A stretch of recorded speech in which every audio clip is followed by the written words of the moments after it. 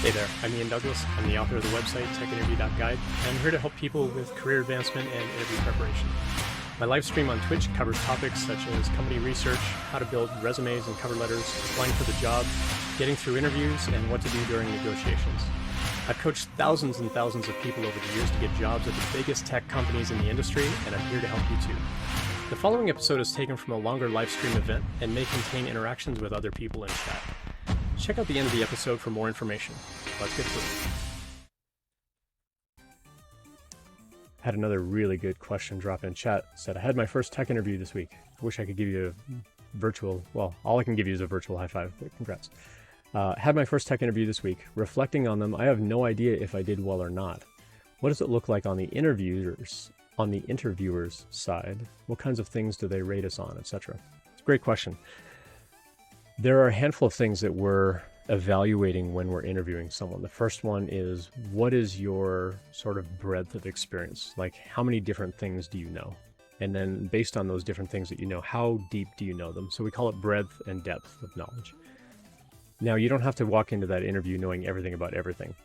You know what you know and you don't know what you don't know. My job as the interviewer is to figure out the limits of your knowledge and then take that back to my team for a discussion on whether what I thought your limitations of your knowledge were fit what we're looking for on the team. Now, if it was a single round interview where you're doing like a technical challenge, I'm basically evaluating what's your problem solving skill? How well did you communicate what your process was? What was your decision making skill about how you were implementing your solution? And then of course your technical skill itself, like how well can you code?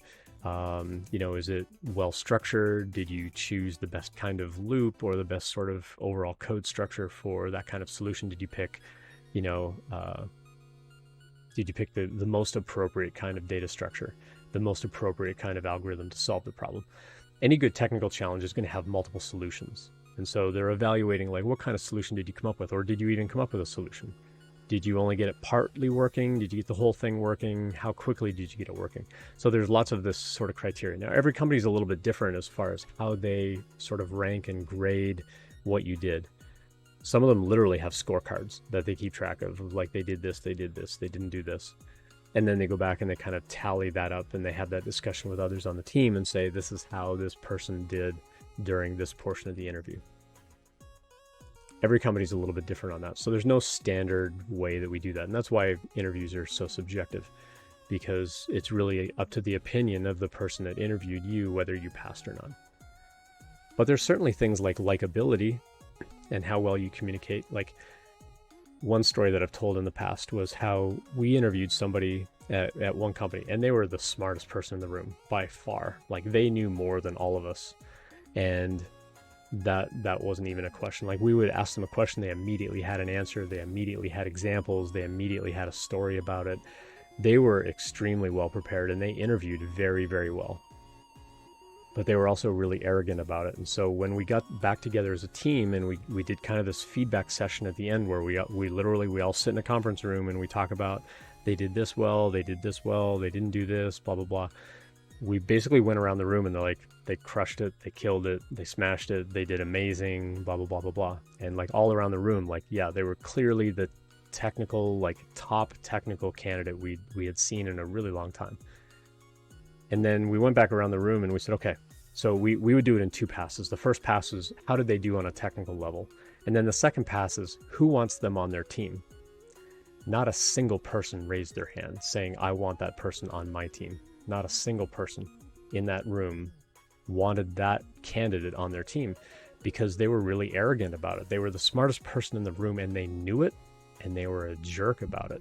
So nobody wanted them on their team. So we didn't hire them.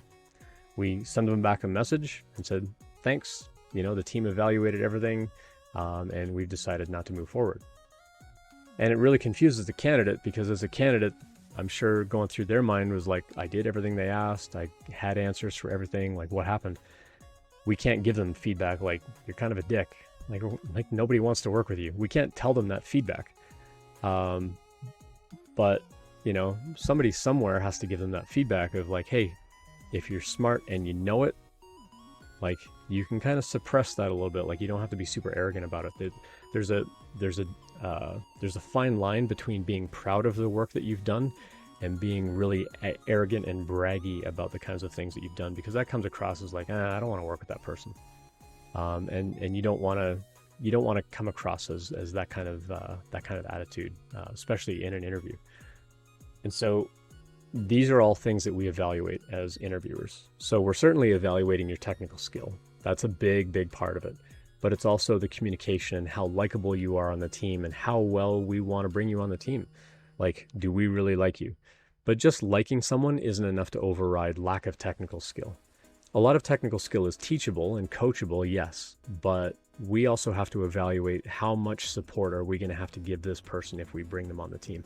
And so we look at factors like that as well as we're evaluating your technical skill of how much do you know, how much don't you know, how much are we going to have to teach you on the job. And then we're also evaluating what kind of passion and what kind of interest are you bringing to the job itself, because you might be really likable, you might have all the technical expertise, but you don't fit in on the team because you don't really understand what it is we do here. And another story that I like to tell on the stream is how I interviewed at Yahoo way back in the day. This is like 2006. And they brought me in. I had answers to all the technical questions. I had a really good rapport with the team. I was getting along really well with the team. And then they started asking me questions about American football, like who won the last Super Bowl, who was my favorite football team, name 3 quarterbacks, and who won the Grey Cup, or who won the Heisman Trophy. I'm like, I have no idea about any of this. I was told to study design patterns and be ready for PHP questions and stuff like that. I wasn't asked to memorize football stats. Well, it turns out it was the fantasy football software team at Yahoo. They've got this huge online platform where you can go set up fantasy football teams, and you have to understand the statistics and the scoring and all this kind of stuff. I had no idea how any of that would work because I don't care about American football. And so they didn't hire me because I wasn't a good culture fit on the team. And so these are also things that we evaluate. And for that team, I'm sure it was a giant letdown of like, he had all the skill, he had all the knowledge, he's a really likable guy, but he doesn't care about football.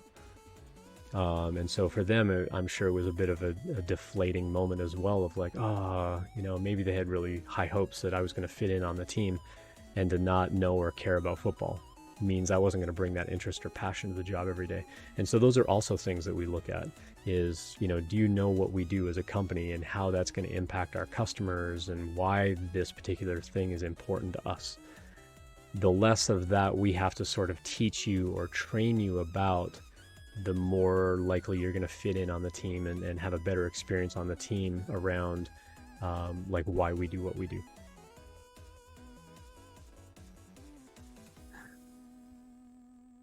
Thanks for checking that out. I hope that you found it helpful. I always appreciate feedback, so please let me know what you think.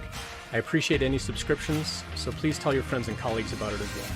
Check out the website techinterview.guide for more information about when I'm live streaming and all of my free content. Drop by a live stream anytime to ask questions or message me privately, whatever makes you most comfortable. See you next time.